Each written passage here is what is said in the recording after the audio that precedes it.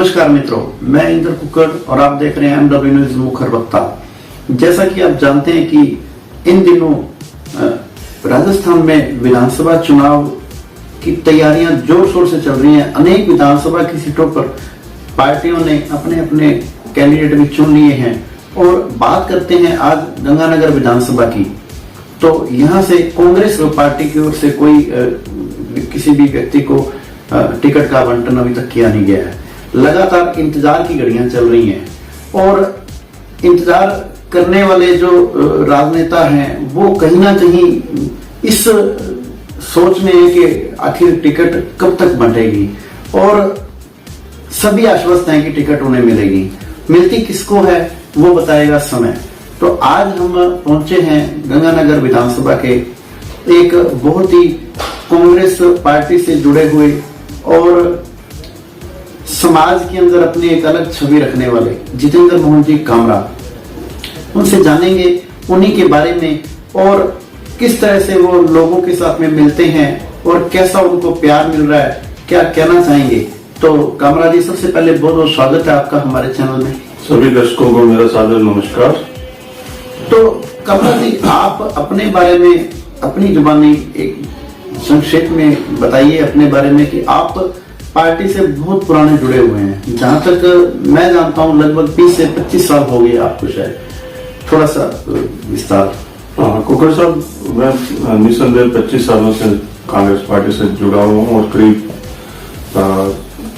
6 जिलाध्यक्षों के साथ काम कर चुका हूँ और 7 प्रदेशाध्यक्षों के साथ काम कर चुका हूँ। मैंने संगठन में नींव की ईंट बनकर 25 साल तक लगातार कार्य किया, हर तरह के आंदोलन में भागीदार बना। उसके बाद पिछले 2 सालों से या 3 सालों से मैं चुनावी मोड में आ गया। मेरा सामाजिक आधार भी है, राजनीतिक आधार भी है।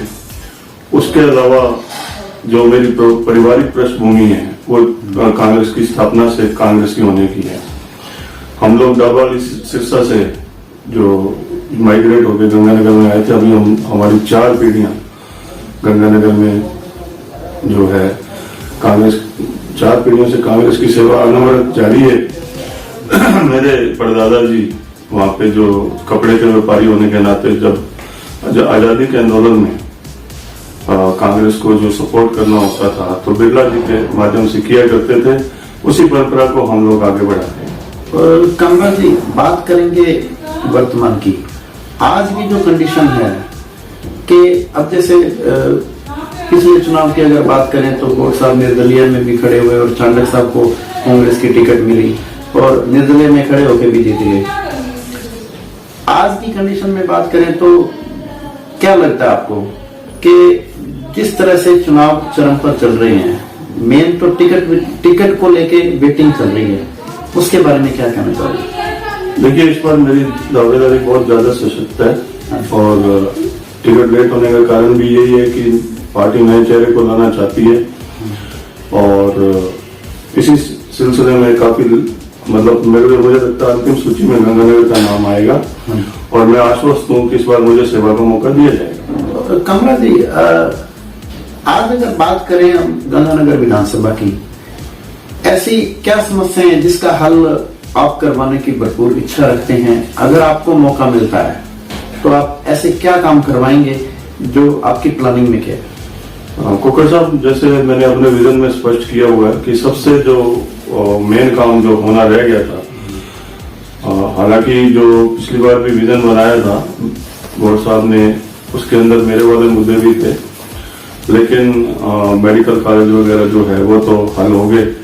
जो मेरा मुद्दा था कि इसमें नशा मुक्त होना चाहिए, शहर नशे पे कंट्रोल होना चाहिए। आप जानते हैं आजकल जो फैमिली स्ट्रक्चर होता है उसके अंदर 2 से ज्यादा बच्चे नहीं होते और यदि कोई बच्चा नशे से काल की भेंट चढ़ जाए तो वो परिवार जो है खत्म होने की कगार पे आ जाता है। तो सबसे पहले नशे पे कंट्रोल होना चाहिए। दूसरा, अपनी जो रेगुलर समस्या बनी हुई है, अपने पंजाब से जो पेयजल आ रहा है उसके अंदर केमिकल्स और दूषित जो है मटेरियल डाला जा रहा है, तो उसको भी प्राथमिकता से हल होना चाहिए। पंजाब को कई बार रिक्वेस्ट करके देख लिया है, लेकिन पंजाब को कंट्रोल करना मुश्किल है। इस सिलसिले में हमारे मुख्यमंत्री जी से एक बार निवेदन भी किया था कि गुजरात के जैसे जो बड़े बड़े संयंत्र लगवा के जहाँ पे वो खारे पानी को मीठा करते हैं, हमारे यहाँ पे केमिकल मुक्त करके जनता को पानी की सप्लाई आनी चाहिए, जिससे कि सबका स्वास्थ्य रहे। और आप पुरानी कहावत जानते हैं कि स्वास्थ्य सबसे बड़ा धन होता है, तो उसके लिए जो है हमारा प्रयास रहेगा। कामराज जी, ये तो मूलभूत समस्या है जिसका हल आज से बहुत पहले ही होना चाहिए था, जो अब तक नहीं हुआ। जैसे बरसात के दिनों में पानी जो है इस तरीके से आ जाता है कि लोगों के घरों में घुस जाता है। सड़कें जो है वो उसके ऊपर सड़क बन जाती है तोड़ के न बनाते हुए। और आज अगर ब्लॉक एरिया की बात करें तो ब्लॉक एरिया में और इतने हालात ऐसे हो चुके हैं कि मकान नीचे हैं और जो सक्षम है वो तो तोड़ के दोबारा बना लेता है, लेकिन जो सक्षम नहीं है सबसे बड़ी परेशानी उनको आती है। उसके बारे में आपकी क्या कोई योजना है? करीब 9 साल से चाणक्य परिवार नगर परिषद को चला रहा है और पिछली बार भी इन्होंने कुछ बहाने किए इसको लेके, जबकि ऐसा कुछ है नहीं। ये बहुत ही सिंपल मैटर है, इच्छा शक्ति का अभाव होने के कारण ये हल नहीं हो पा रहा। आप किसी भी जो शहर को देखेंगे, बड़े शहर को या छोटे शहर को, हार्ट ऑफ द सिटी में जो प्रॉपर्टी के रेट हैं वो ज्यादा होते हैं, बिल्कुल, और जैसे जैसे अपने आउटर की तरफ जाते हैं कम होते हैं। लेकिन जल भराव की समस्या के कारण हमारा शहर एक अपवाद बन के जो जिसमें हार्ट ऑफ द सिटी में संपत्तियों के रेट कम हो गए हैं, क्योंकि नींवों में पानी जा रहा है और 2-3 महीने जो मानसून के होते हैं, हाँ, जीवन नरक बन जाता है। हाँ, तो ये जो मुद्दा था ये नगर परिषद के अधिकार क्षेत्र में आता है, लेकिन पहले इच्छा शक्ति के अभाव में इन्होंने नहीं किया। हमारे पड़ोसी जो जिला है हनुमानगढ़, वहां पे हमारे से कम पैसा आया गणेश राज जी बंसल के पास, लेकिन उन्होंने बड़ा उत्तम कार्य किया। आज उनका नाम की चर्चा हर जगह हो रही है और उनको विधायक बनाने की भी बात चलती है। लेकिन हमारे जो नगर परिषद के अंदर हमेशा बहानाबाजी चलती रही है। कोई भी काम है वार्ड नंबर 39 का तो हो जाता है, लेकिन बाकी सारे शहर का काम नहीं होता। जो खुद का वार्ड है वो उसका काम हो जाता है, हाँ, उसके अलावा अन्य वार्डों की तरसते रहते हैं। कब साधनों की कमी नहीं होती, लेकिन जब किसी दूसरे वार्ड में या शहर की मूल समस्या के बारे में होता है तो बहानाबाजी शुरू हो जाती है। अब बात करेंगे, जैसे अभी पीछे काफी मीटिंगें हुई समाज की, रघुवंश समाज की, अनेक उसमें नेताओं का भी आगमन हुआ और कईयों ने उसमें हिस्सा लिया।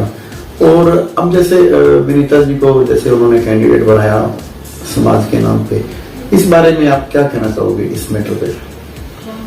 कुकर साहब, ऐसा है कि ये जो लोकतंत्र का त्योहार है चुनावों का, लोकसभा या विधानसभा का, इसमें कटुता नहीं चलती और वर्गवाद नहीं चलता। बिल्कुल, ये पूरे शहर के हर वर्ग के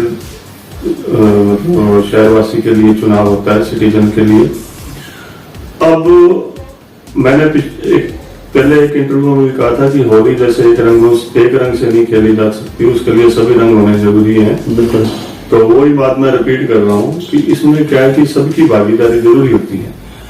आज अपने महापंचायत मान लो सफल, मेरे लिए मेरा समाज पूजनीय है, लेकिन इसमें क्या है, जो ये कार्रवाई करने वाले ये कुछ स्वार्थी तत्व हैं जो मतलब समाज में कटुता फैलाने का कार्य कर रहे हैं, जबकि राजनीति का उद्देश्य होता है कि समाज में सौहार्द और सद्भावना क्रिएट करना। आज इनके इस स्टेप से कटुता बढ़ेगी। हमें सह अस्तित्व चाहिए। शहर में मरने में हम एक दूसरे से अलग होकर नहीं रह सकते। इस त्योहार के अंदर सबका पार्टिसिपेशन जरूरी है। इन स्वार्थी लोगों ने वनिता जी को मोरा बना के जो है शहर में कटुता पैदा करने का काम किया है। तो कमला जी, अब जैसे नाम फाइनल किया, किस तरह से करना चाहिए था, क्या होना चाहिए था, उस पर कुछ कहना चाहेंगे? पहली बात तो जो चुनावी प्रक्रिया के अंदर किसी भी समाज को ये ललकार ठीक नहीं है। दूसरी बात जो मैं कहना चाहता हूं कि आपने देखा होगा कि भाई किसी भी स्टेज पे अपने जाएं तो हर व्यक्ति का लोकतांत्रिक अधिकार है चुनाव लड़ना। बिल्कुल।